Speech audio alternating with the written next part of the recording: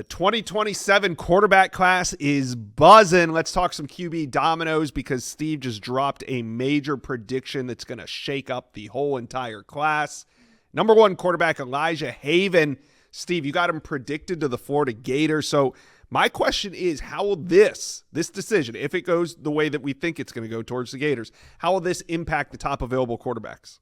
And that's still very much a fluid recruitment. Alabama and Sure. LSU very much in the picture for Elijah Haven. But that was a prediction based on a domino that was going to go off later in the day. Peter Bork committing to Michigan. Michigan was one of the front runners for Elijah Haven. I thought the Wolverines in Florida were the top two, with Alabama, LSU rounding out kind of that top four. So Michigan out of the picture.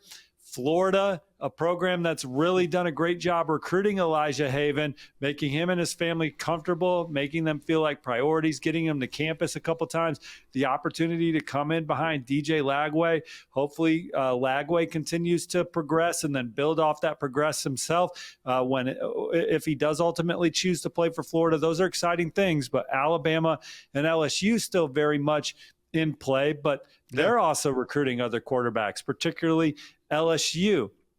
Peyton Houston, another in-state signal caller that the Tigers are in the top 2 or 3, 4. My prediction's on USC right now, but LSU got him and his family back to campus this summer. They're trying to make a move into the fall with Peyton Houston. Obviously, you have Nussmeier in Texas. His older brother is the starting quarterback for LSU. Alabama, Florida in the top 3 for Nussmeier.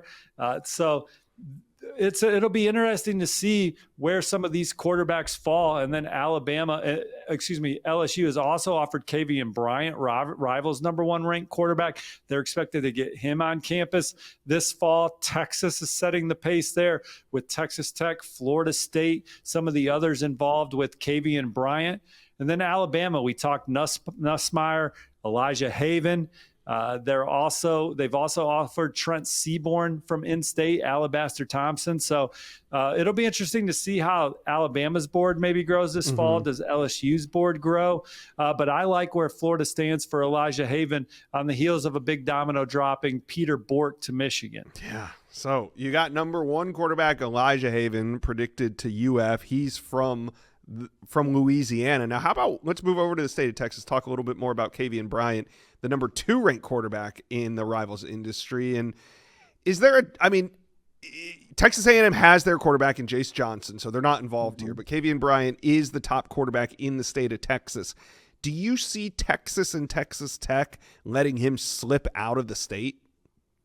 I think that they're going to make it difficult for any program to come into the Lone Star State with how much that both programs are prioritizing him. He's going to get to a Texas game early in the season. Talking to sources around Kavian Bryant, the Longhorns are setting the tone early in this process. And coming in behind Diabell, not a factor for him. He's also a terrific basketball player with aspirations of playing 2 sports. That's where Texas Tech fits in. They've been coming hard about him playing multiple sports in Lubbock. And we've seen Texas Tech throw their weight around on the recruiting trail as of late. And Kavian Bryant is one of their most coveted targets in 2027. And then you have Florida State, the Seminoles. They're going to get Kavian Bryant on campus for the season opener against Alabama inside Doak. And if Florida State shows that they can turn things around this year, what a big test in the opener against Alabama. Maybe we see the Seminoles emerge as the top out-of-state threat for him. They've done a good job building a relationship with him.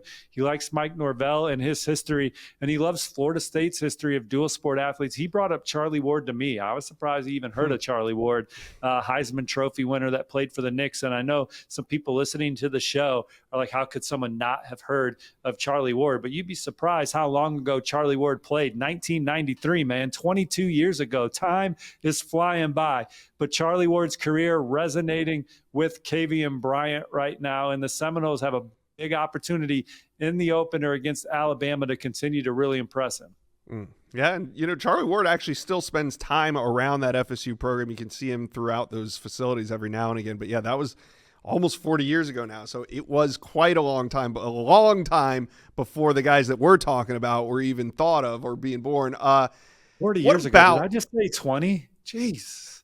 Time is fun. 40 years ago? Well, no, almost. 30 years 93 ago, right? was 30. Yeah, we're 30. I'm not good at math. That's why I'm on YouTube. We both weren't good at it. Meet in the middle. All right. Let's talk a little bit more about LSU, because if the number one player in the state, Elijah Haven, is to get out, who are they going to turn their attention to? Who do you think LSU is going to make a priority if and when Haven ends up a Gator? Well, Peyton Houston is a guy that they've been all in on from in-state, prolific passer with over 5,000 all-purpose yards as a sophomore. LSU is all in on Peyton Houston. Nussmeier's younger brother is a guy that they absolutely covet. They're in the top 3 with Alabama and Florida for him. And I would think that, if you asked me to guess who their quarterback would be right now in 2027, I'd probably lean Nussmeier. But you also have Kavian Bryant in play.